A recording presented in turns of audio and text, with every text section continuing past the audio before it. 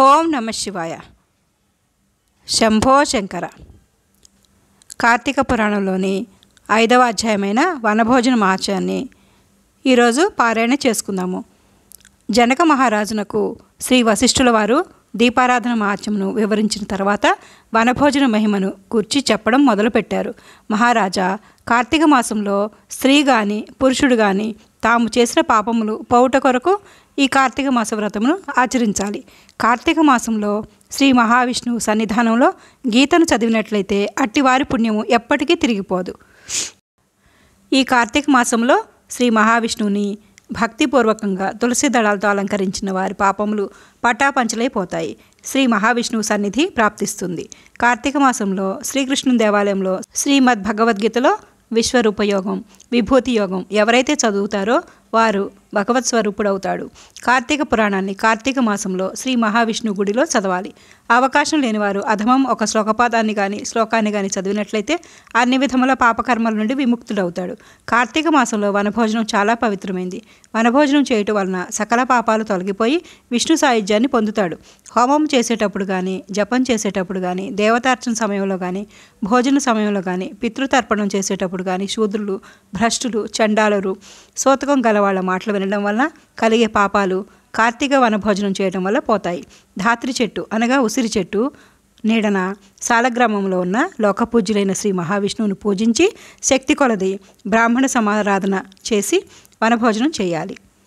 కార్తీక మాసంలో వనభోజనం ఎవరు చేస్తారో, పురాణం ఎవరు వింటారో వారు బ్రాహ్మణపుత్రుడు నీచ జన్మ నుండి తప్పించుకునే విధంగా సకల పాపముల నుండి రక్షించబడతారు అని వశిష్ఠుల వారు చెప్పారు. అప్పుడు జనక మహారాజు కుతూహలంతో, యోగీంద్ర, ఆ బ్రాహ్మణపుత్రుడు ఎవరు? వాడు చేసిన పాపం ఏమిటి? వాడే విధంగా ముక్తి పొందుతాడు? ఆ విషయం వివరించమని ప్రార్థిస్తున్నానన్నాడు. దయార్థ హృదయుడైన వశిష్ఠ మహర్షి మందహాసం చేస్తూ జనక మహారాజుకు ఆ బ్రాహ్మణపుత్రుని కథ వివరించసాగాడు. చిరంజీవి కావేరీ నదీ తీరంలో ఒక అగ్రహారం ఉంది. అక్కడ వేదాంగములు చదివిన దేవశర్మ అనే భూసురుడు ఉండేవాడు. వాని పుత్రుడు దుష్ప్రవర్తనకులోనే చేయరాని పనులు చేస్తుంటే భరించలేక దేవశర్మ తన కుమారుని మందలించి, నాయన, కోపం పాపాలకు మూలం. భక్ష్య వివేచన లేకపోవడం వలన, దుష్టుల సావాసం వలన అసత్య సంభాషణలు మొదలైనవన్నీ ఘోర నరకాన్ని కలిగించుతాయి. కావున పాపాలు పోవడానికి మార్గం చెబుతాను విను. కార్తీక మాసంలో స్నానం ఆచరించి శ్రీమన్నారాయణకి తులసిమాలలు సమర్పించు. ఈ విధంగా నీవు చేసినట్లయితే నీవు చేసిన పాపములన్నీ పోతాయి అని హితోపదేశం చెప్పాడు. తండ్రి బోధన వానికి రుచించలేదు. కోపంతో, కార్తీక వ్రతం ఒకటుందా? దాన్ని నేను చేయాలా? ఎందుకు చేయాలి? నా ఇష్టం, నేను చేయను అని నిక్కచ్చిగా చెప్పాడు. తన కొడుకు తనను నిర్లక్ష్యం చేయడంతో దేవశర్మ కోపం మద్దులు మీరి కన్నులు ఎరుపెక్కాయి. కోపానికి లోనైన వాళ్ళు ముందు వెనుకలు ఆలోచించలేరు. ఆ సమయంలో స్వపరభేదాలు కూడా తెలియవు. ఆ కోపంతో కన్నకొడుకు అనే విషయం మరిచి ఓ అడవిలో ఉన్న చెట్టు తొరలో ఎలుకగా బ్రతుకు అని శపించాడు.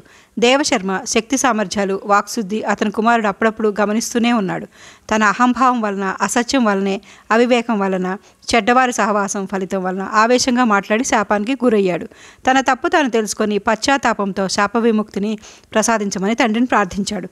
దేవశర్మ శాంతవదనంతో జరిగిన దాన్ని గమనించి, బుద్ధి కర్మానుసారిని అనుకొని, కుమారా, నీవెప్పుడు కార్తీక మహాత్మ్యమును వింటావో అప్పుడు నీకు శాప విమోచనం కలుగుతుందని చెప్పాడు. తండ్రి ఇచ్చిన శాపం వలన ఆ విప్రకుమారుడు మహారణ్యంలో ఒక మర్రి తొర్రలో ఎలుక రూపంలో నివసించసాగాడు. కొంతకాలం గడిచిన తర్వాత విశ్వామిత్ర మహర్షి తన శిష్యులతో వనభోజనానికి మహారణ్యానికి వచ్చి కార్తీక స్నానం చేసి ఆ చెట్టు కింద శ్రీ మహావిష్ణువుని ఆరాధించి పురాణ పఠనం చేస్తూ కార్తీక మహాత్మ్యం గురించి చెప్పసాగాడు.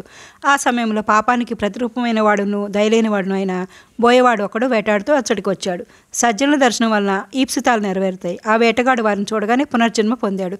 దానికి ఆ వేటగాడు ఎంతో సంతోషంతో, మహానుభావ, తమ కృషి వల్ల నాకు జ్ఞానోదయమైంది. దయచేసి తమరు చేసే మహత్తర కార్యమేంటో వివరించండి అని కోరాడు. విశ్వామిత్రుడు బోయేవానికి కోరిక మన్నించి, నాయన, కార్తీక మాస వ్రతం మానవులకు గొప్ప కీర్తిని ఇస్తుంది. కార్తీక మాసంలో ఎవరైనా తెలియకుండానైనా స్నానం, దానం మొదలగు వాటిని చేసినట్లయితే వారు అన్ని పాపాల నుండి విముక్తి పొందుతారు. భక్తితో కార్తీక వ్రతాన్ని చేసేవాడు జీవన్ముక్తుడు అవుతాడు. దీనికే మాత్రం సందేహం లేదు అని సెలవిచ్చారు. విశ్వామిత్ర మహర్షి బోయేవానికి చెప్తున్న మాటలను ఆ ఎలుక వింటూ మహర్షి చెప్పిన కార్తీక మహాత్మ్యం కూడా వింది. అందువలన శాప విముక్తి కలిగింది. అప్పుడు ఆ ఎలుక తన బ్రాహ్మణ రూపాన్ని పొందినప్పుడు విశ్వామిత్రుల వారు ఆశ్చర్యపోయారు. ఆ బ్రాహ్మణ కుమారుడు విశ్వామిత్ర మహర్షికి తన వృత్తాంతం చెప్పి అక్కడున్న వేటగానికి కార్తీక మహాత్మ్యం వివరించి ముని అనుమతి తీసుకుని తన ఆశ్రమానికి వెళ్ళాడు. బోయేవాడు కూడా ఆ మునీంద్రుల వల్ల కార్తీక మహాత్మ్యం తెలుసుకుని ఉత్తమ గతిని పొందారు. ఈ లోకంలో ఉత్తమ గతిని పొందగోరేవారు కార్తీక మహాత్మ్యం వింటే పుణ్యం లభిస్తుంది.